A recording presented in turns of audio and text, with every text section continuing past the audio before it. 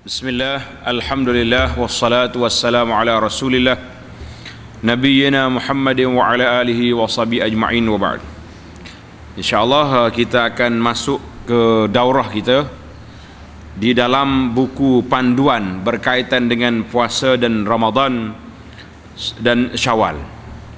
Jadi alhamdulillah dalam siri yang pertama kita telah bincang secara panjang iaitulah hukum hakam yang panduan yang berkaitan dengan puasa Ramadan. Pada kali ini sambungan kita dalam buku ini juga iaitulah panduan Syawal.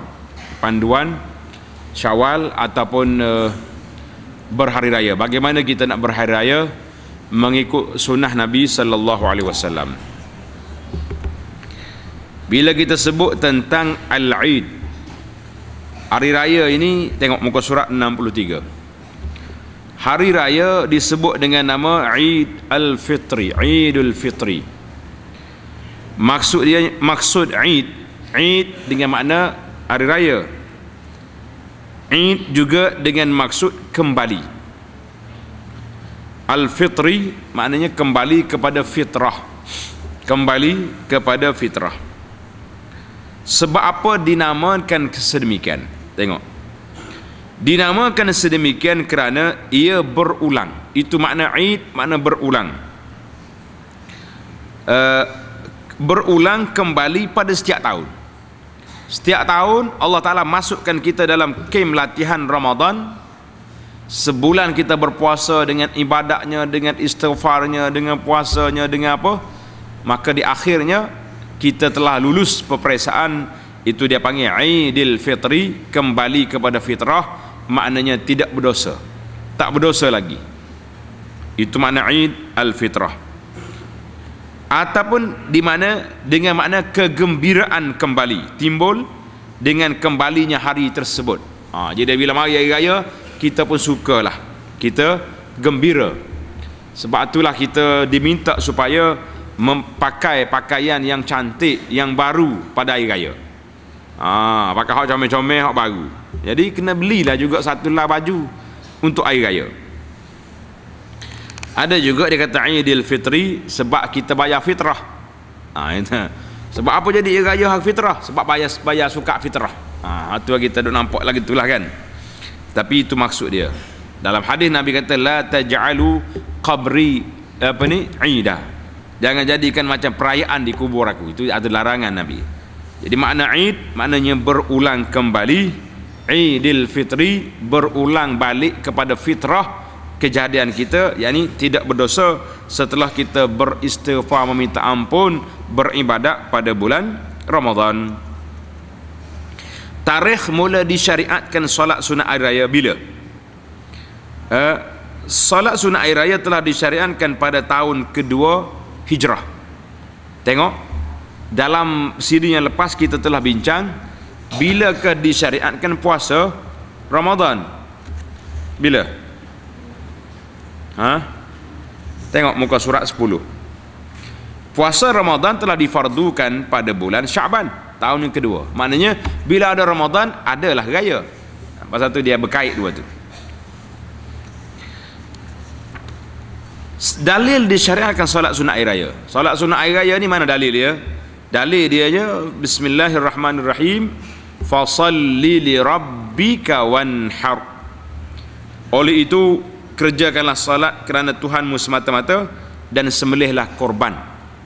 Surah Al-Kautsar ayat 2. Para ulama mentafsirkan bahawa yang dimaksudkan perintah salat dalam ayat ini ialah salat sunat Aidil Adha. Mana salat sunat Aidil Adha? Abu Sa'id Al-Khudri radhiyallahu anhu berkata, Rasulullah sallallahu alaihi wasallam keluar pada Aidil Fitri dan Aidil Adha ke tempat salat. Mana Nabi tak salat di masjid, dia salat di tengah padang. Hari ni kalau al-jamaah ni pergi ke Madinah, kita akan jumpa di sebelah Babus Salam tu ada sebuah masjid kecil, nama dia Masjid Musalla. Itu dia panggil Musalla Al-Eid, tempat Nabi kita salat hari raya. Perkara pertama yang dilakukan oleh Nabi sallallahu alaihi wasallam ialah salat. Nabi salat dulu. Kemudian baginda berpaling menghadap orang ramai yang duduk dalam saf-saf mereka Lalu Nabi sallallahu alaihi wasallam memberi nasihat dan mengeluarkan perintah kepada mereka. Artinya solat baru khutbah. Itu untuk hari raya. Kalau hari Jumaat khutbah dulu baru solat. Hadis ini sahih diriwayat oleh Imam Bukhari dan Muslim. Hukum solat sunat hari raya. Apakah hukumnya? Hukumnya adalah sunat muakkad. Salat sunat muakkadah. Maknanya solat yang dituntut kuat. Ada sebagian ulama katakan wajib. Tapi kita ambil pandangan baik dalam mazhab kita yang mengatakan sunat muakkad. Hal ini kerana Rasulullah sallallahu alaihi wasallam tidak pernah meninggalkannya. Bila syariat salat, Nabi kita salat terus sampai ke wafat. Yang ketiga, para sahabat radhiyallahu anhum juga melaksanakannya selepas kewafatan Nabi. Jadi Sayyidina Abu Bakar salat, Umar, Utsman semuanya salat. Ia dituntut supaya dilakukan secara berjamaah. Salat sunat hari raya ni orang salat sunat berjamaah. Tapi kalau kita tak boleh nak pergi uzur, boleh kita salat seorang di rumah kita. Waktu salat sunat hari raya bila? Waktunya bermula dari terbitnya matahari. Matahari terbit sehinggalah tergelincirnya matahari. Mana daripada pagi sampai ke zuhur. Waktu yang tergelincir matahari di sini tanda itu iaitulah setelah melepasi waktu larangan. Waktu terbit matahari ulas mula. Waktu bermulanya dari terbit matahari iaitu setelah melepasi waktu larangan. Sehinggalah tergelincir matahari, maknanya zuhur. Jadi sebelum nak zuhur tu ada satu waktu dia panggil waktu larangan. Maknanya celah itulah waktu solat Idul Fitri dan juga Idul Adha. Waktu yang afdal ialah ketika matahari naik sekadar setinggi segala. Dia pelepah waktu larangan tu, itu waktu yang afdal yang kita kena buatnya lepas pada waktu larangan itulah. Baik. Kita berpindah kepada kaifiat. Cara-cara solat hari raya macam mana? Didirikan solat sunat Id sebanyak 2 rakaat. Jangan kata lama orang tak sembahyang, kita sembahyang 8. Lah, 2 rakaat saja. Rakaat yang pertama, tengok detail dia punya cara. Rakaat yang pertama satu dimulakan dengan takbiratul ihram. Mana kita niatlah. Takbiratul ihram sekali dengan niat. Allahu Akbar saja aku sembahyang sunat Id. Niat gitu. Kemudian membaca doa iftitah. Ingat doa iftitah apa dia? Wajah tu ilazi itulah. Yang ketiga, kemudian bertakbir sebanyak 7 kali. Allahu Akbar. Yang keempat, ketujuh takbir itu dipisahkan dengan antara satu sama lain. Jangan Allahu Akbar, Allahu Akbar. Ini guano pula dia ni. Dia ada pisah. Dipisah apa dengan apa? Iaitulah disunatkan membaca tasbih di antara takbir tersebut. Bila kita Allahu Akbar, kita baca, tengok tu. Subhanallah, walhamdulillah, wala ilaha illallah, wallahu akbar. Takbir pula. Allahu Akbar.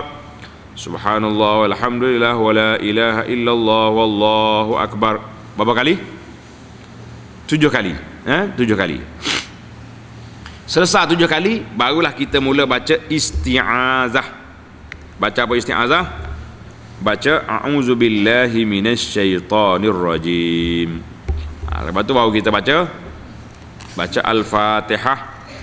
Kemudian lepas baca Fatihah kita baca surah Sabbihisma rabbikal a'la. Sabbihisma rabbikal a'la. Tengok ni. Kemudian baca isti'adah dan surah Fatihah serta mana-mana surah atau ayat Quran. Mana kalau tak ingat tak baca lah mana pun. Tapi kalau kita eloknya kita ingat, kita baca surah Sabbihisma rabbikal al-a'la. Itu tamatlah rakaat yang pertama. Tak sudut payah-payah lah. Rakaat yang kedua, kita bangun rakaat yang kedua, kita bertakbir sebanyak 5 kali. Tidak termasuk takbir yang dilafazkan ketika bangun dari rakaat yang pertama. Ada kita bangun daripada dipanggil takbir intiqali kan? Daripada rakaat pertama tadi, daripada sujud kita bangun Allahu Akbar. Itu tak kira. Semula pula. Subhanallah, alhamdulillah, wala ilaha illallah, Allahu Akbar. Allahu Akbar. Boleh 5 kali pula. Jadi di celah tu ada tasbih. Kelima-lima takbir ini dipisahkan antara satu sama lain. Nah, maknanya kena pisah dengan apa? Kita dipisah dengan tasbih tadi. Jangan duk main Allahu akbar, Allahu akbar, Allahu akbar. Ya kata pesi mana macam ke bom lagi ni. Nah, tak bom kapu mana lagi ni. Yang ketiga, disunatkan membaca tasbih di antara takbir tersebut. Jadi lapak tasbihnya subhanallah, walhamdulillah, wala ilaha illallah, wallahu akbar. Kemudian habis itu barulah kita baca isti'azah, iaitulah baca a'udzubillahi minasyaitonir rajim, bismillahirrahmanirrahim, alhamdulillahi rabbil alamin, sampai ke akhir al-Fatihah. Kemudian dibaca surah Al-Ghasyiyah. Tulis itu, tulis di buku itu. Surah yang pertama tadi, rakaat yang pertama surah Sabbihisma rabbikal a'la. Surah yang kedua kita baca surah Al-Ghasyiyah, hal ataka hadithul Ghasyiyah. Kena hafal lah, atau kita ingat sebulan nak gaya ni, ingat lah kan. Ada lagi lah surah-surah lain dalam hadis ada sebut tentang surah Qaf dan surah-surah lain. Jadi kalau kita ambil dua surah ni pun insya-Allah madi. Baik, kalau anda kata tak ingat juga dua surah ni, baca lah berapa dia, apa surah pun jadilah tu salat insya-Allah. Tengok perhatian, semua takbir 7 kali pada rakaat pertama dan 5 kali pada rakaat yang kedua ini adalah sunat. Ingat, jika terlupa melakukannya dan telah pun membaca Fatihah, biasalah kita terlupa dah. Allahu akbar, baca selalu doa Iftitah lalu. Bismillahirrahmanirrahim, makmum belakang geger. Hei, subhanallah. Tak sedut subhanallah lah, tak sedut tunjuk pandai ahli mereka kata kalau dah pergi ke rukun tak payah undur balik, tak payahlah, tak payah duduk subhanallah lagi. Jika terlupa melakukannya dan telah pun membaca surah Al-Fatihah, maka tidak perlu diulangi takbir tersebut, kira gugur dah. Dan tak payah sujud sahwi, tambah di kitab, dan tidak perlu kepada sujud sahwi. Mana pakai sudah terlepas lah, tak ada rezeki lah tu nak namanya kan. Kita berpindah kepada khutbah hari raya. Sunat disampaikan khutbah, 2 khutbah selepas selesai solat sunat hari raya. Baca 2 khutbah. Yang ketiga, jika disampaikan khutbah sebelum solat, maka ia tidak diambil kira. Ada orang ceramah dulu belum solat, pray. Lepas sudah maya kena khutbah pula. Tak jadi, tak masuk waktu lagi tadi. Yang ketiga, semua rukun 2 khutbah Jumaat dan sunat-sunatnya adalah terpakai pada khutbah solat sunat hari raya. Dengan ittaqullah, baca ayat Quran, baca selawat, itu ada pakai belakang. Yang keempat, khutbah pertama sunat dimulakan dengan 9 kali takbir. Jadi kita mula Allahu akbar, Allahu akbar, Allahu akbar, Allahu akbar 9 kali, barulah mula khutbah. Ada juga pandangan ulama mengatakan tidak, kita mula dengan alhamdulillah dulu. Alhamdulillah, alhamdulillahi rabbil alamin, sampai habis tu barulah kita takbir. Allah, itu 2 pandangan, bolehlah dua-dua pun tidak jadi masalah. Dia kata, ulama kata al-amru fi sa'ah, masalah ni luas. Nak takbir dulu ke nak alhamdulillah dulu baru takbir, boleh. Yang pentingnya bilangan dia sunatnya 9 kali takbir pada khutbah yang pertama, dan khutbah yang kedua 7 kali takbir. Allahu akbar, Allahu akbar, tapi tanda situ, dan tidak ada tasbih lagi. Lama duk main tasbih pula tu. Allahu akbar, subhanallah, alhamdulillah, Allah pegang tongkat belah. Nah, Allahu akbar lah, itu lebah kapur nama lagi tu kan. Lebah kapur tak mengaji nama dia.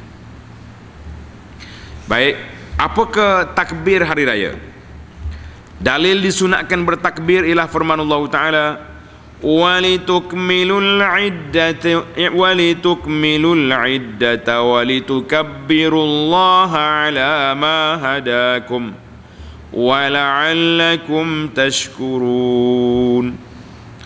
Dan supaya kamu cukupkan bilangan puasa sebulan Ramadan 29 atau 30 hari, dan supaya kamu membesarkan Allah Ta'ala, walitukabbirullah, kerana mendapat petunjuknya dan supaya kamu bersyukur. Surah Al-Baqarah 185. Disunatkan bertakbir bermula dari tenggelam matahari maghrib pada malam hari raya. Mana maghrib hari 30 Ramadan, kita mula takbir. Ataupun hari 29 apabila kerajaan mengisytiharkan anak bulan sudah nampak, esok raya takbir terus. Disunatkan bertakbir di rumah. Orang duduk rumah ni, makcik-makcik kita tu, kawan kita tengah duduk buat kuih, duduk siap kek, sambil-sambil duduk pasal kain lansir, tukar kain kursi, takbir. Allahu Akbar, Allahu Akbar, Allahu Akbar. La ilaha illallah, Wallahu Akbar. Allahu Akbar walillahil hamd. Teriak dah.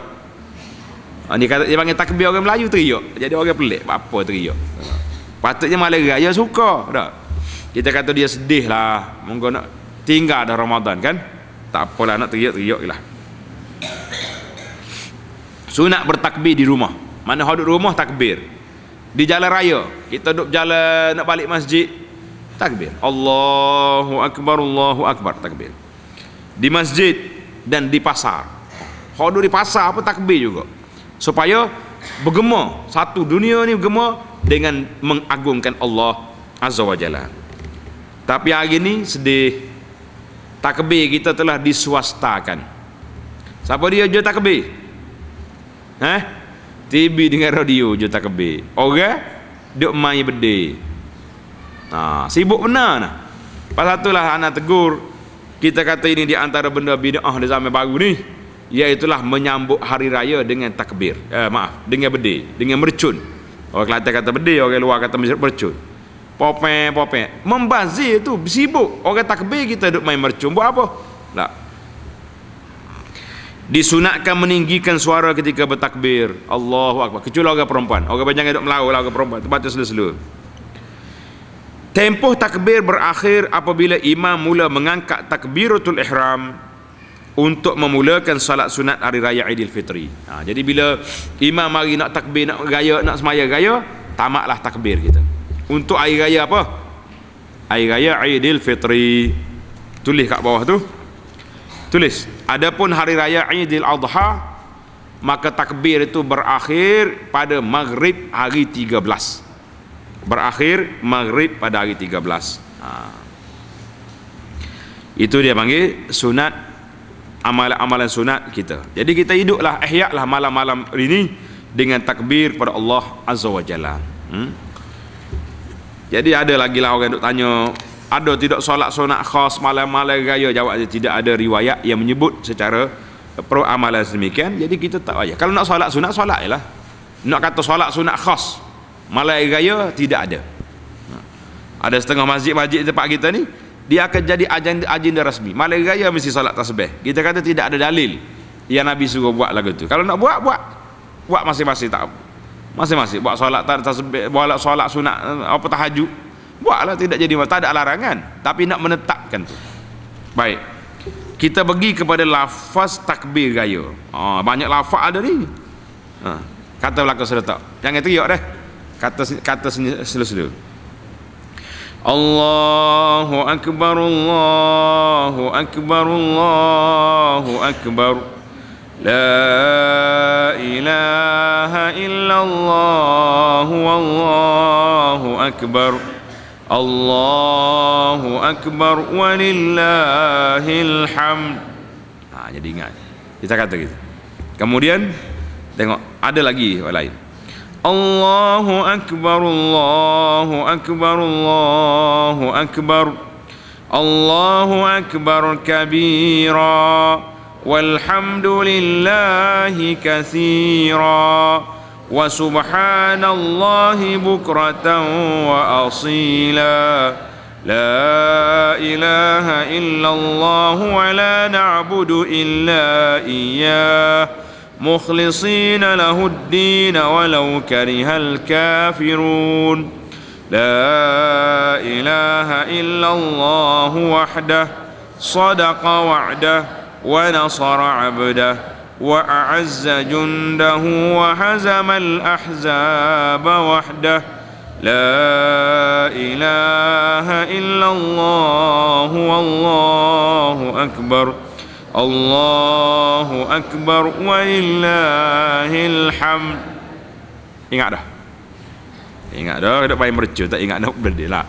Kita hidupkan takbir banyak-banyak malam tu ya. Tamaklah kita dalam lafaz takbir. Adapun ketika meraihkan hari raya, jadi apa dia adab? Tulis itu, adab perkara-perkara yang sunat untuk menyambut hari raya. Yang pertama sekali, mandi sunat raya. Jadi mandi sunat raya ni boleh kita mandi sebelum subuh lagi. Sebab ada orang pergi solat subuh, dia tak balik dah, dia tunggu solat raya, boleh. Solat sunat hari raya ni berbeza dengan mandi hari Jumaat. Hari Jumaat tak boleh mandi belum subuh, dia kena mandi lepas subuh. Raya boleh, pasal kita pergi tak balik, terus tunggu di masjid. Berwangi-wangian, beli minyak wangi hak sedap, minyak atas hak bau sedap. Jangan duk beli minyak atas orang dengar asma kawan tu. Dah beli murah selajak ni, lihat sama. Dan memakai pakaian yang terbaik, pakaian hak comel sekali kita beli, serta menutup aurat. Yang menutup aurat ni hak comel. Dilarang bagi kaum wanita untuk memakai wangi-wangian secara melampau-lampau dan berhias secara berlebih-lebihan. Jadi kalau orang perempuan tak boleh pakai wangian, ia sebab bila dia pergi tempat orang laki-laki, orang bau, bau, siapa dia ni, haram itu perbuatan itu. Jadi dia kena pakai wangian yang bau di tubuh dia ya. Dia bau orang dekat-dekat dia bau. Dan jangan pakai pakaian yang bertabarruj, berhias. Ni pelik-pelik ni orang perempuan hari raya apa pakai berhias, hak tak raya apa pakai sopa juga. Pasal jenis hak tak reti syariat dia bagi. Yang anda paling sedih sekali, gi kubur tu pun pakai baju kain belah juga. Allahu akbar, kata mak tok ni mari warna lah. Daripada orang tak ada tamadun ni hidup ni.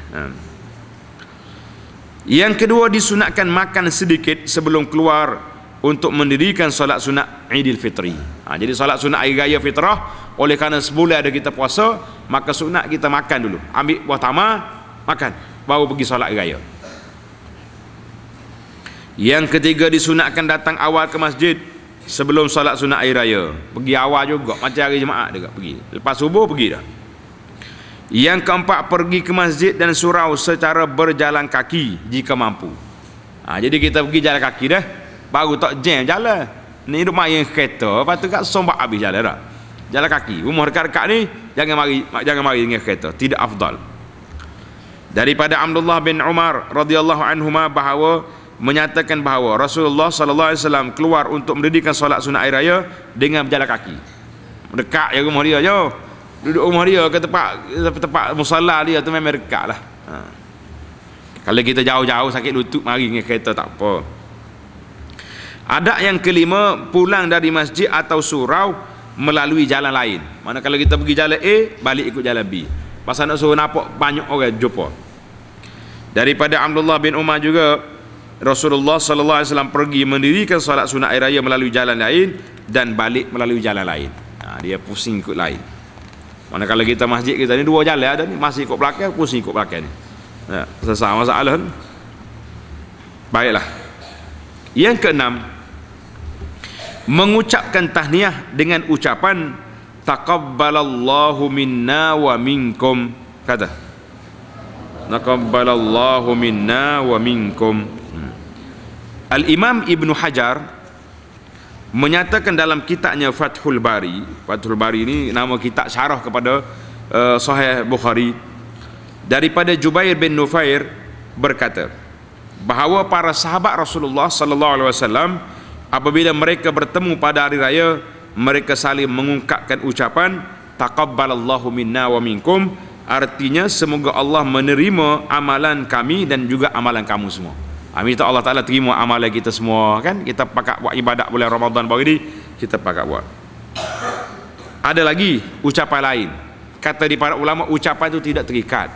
Kita boleh kata juga kullu am, tulis itu, wa kullu amin wa antum bi khair, setiap tahun kamu semua di dalam kebajikan. Bolehlah apa-apa saja ucapan-ucapan yang menarik. Tapi kalau kata selamat hari raya, Itu tajuk baru itu. Mana doa? Tak ada doa. Rugi kita. Ni je buat selamat raya, raya. Apa bandang raya? Tidak doa tu. Duk main raya gitu. Itu Melayu punya ucapan, tidak mencapai tahap yang sepatutnya. Sebab kita nak doa kan, terima, sehat, itu. Yang ketujuh, mengelakkan diri daripada terlibat dengan perkara lara tu lalai, seperti mendengar lagu-lagu, duk dengar lagu ya, selamat hari raya, dan melihat rancangan televisyen yang melalaikan, serta menjauhkan diri daripada pergaulan bebas dan percampuran antara laki-laki dan perempuan, dan bersalam-salaman dengan bebas tanpa batas syarak. Matang raya pakai salam belaka, selamat hari raya, salam dengan wajib-wajib tak. Dia ingat kita ada batasan orang yang boleh bersalam dan orang yang tak boleh bersalam. Tengok dalam radio, dalam video rakaman yang Abu Anas siap dah tu, tajuk dia orang yang boleh bersalam dan tak boleh bersalam. Ataupun tengok dalam blog Abu Anas, kita dah letak carta siap dah. Orang ni mahram boleh bersalam, orang ni tidak. Jadi jangan duduk bebas sangatlah. Kadang-kadang kita ni sebebas keluarnya syaitan daripada kurungan. Syaitan lepas pada kurungan, kita berterlepas juga daripada syariat. Bebas. Orang azan tak pergi, tak tahu apa benda. Raya umat Islam ke beraya berapa tak tahu. Itu bahaya. Adab yang ke-8, berusaha untuk tidak membazir dan menyediakan makanan dan jamuan raya. Jangan duk bazir, buat yang cukup ya. Buat sedap tak apa. Bazir tak boleh. Allah Ta'ala sebut dalam ayat Quran surah Al-Isra, sesungguhnya orang yang membazir itu adalah saudara syaitan. Innal mubazzirina kanu ikhwana syayatin. Jadi jangan jadi saudara syaitan. Syaitan suka membazir, kita buat dia suka jalin. Tamaklah kita tentang adab hari raya. Kemudian kita pergi kepada panduan puasa sunat 6 Syawal. Yang pertama, disunatkan bagi siapa yang telah menyempurnakan puasa Ramadan untuk mengikuti puasa tersebut dengan puasa sunat 6 Syawal. Jadi kita puasa Ramadan ikut 6 Syawal pula.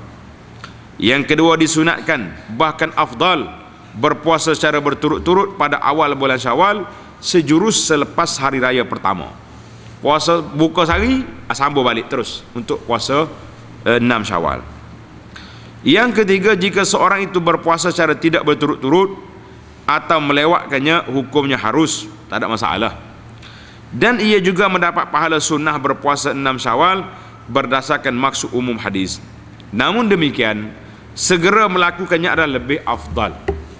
Akan timbul lagi soalan, orang tanya ustaz, nak qada dulu ke nak puasa 6 dulu? Jadi kalau afdalnya tartib, puasa qada dulu 6 Syawal sunat.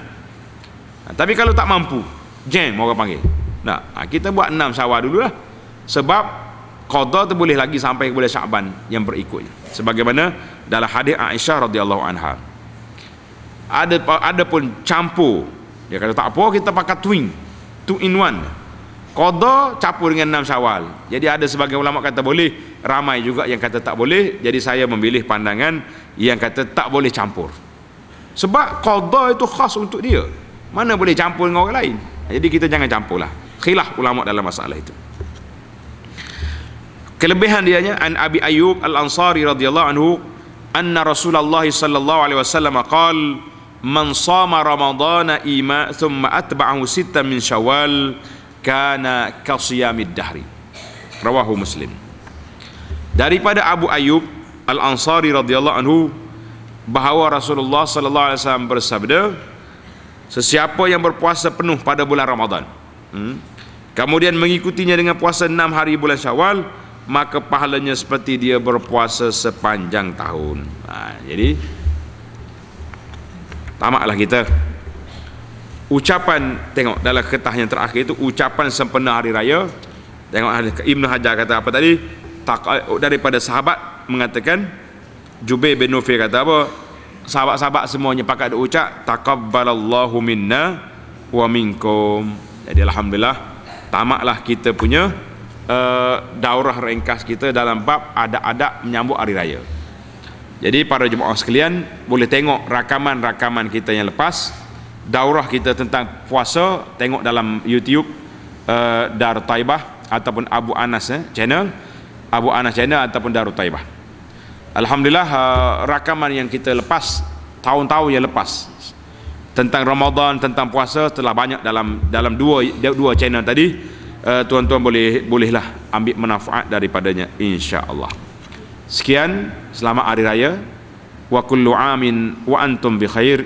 Kepada semua, assalamualaikum warahmatullahi wabarakatuh.